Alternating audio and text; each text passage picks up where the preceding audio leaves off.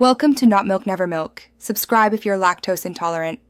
In this video, I will explain how to spawn the Kraken in Grand Peace Online.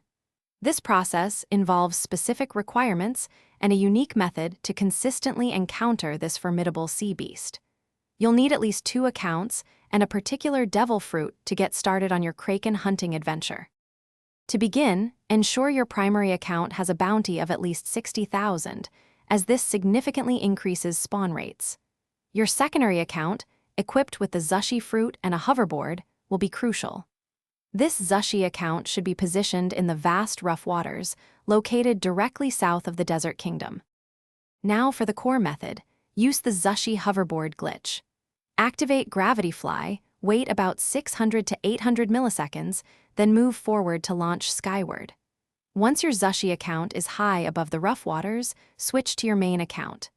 Spawn your boat in the same rough waters, and Krakens will begin to appear below the elevated Zushi account.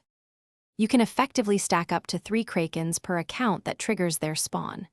For easier combat, consider luring the Kraken to a nearby island or a tall structure, allowing you to attack safely from a distance.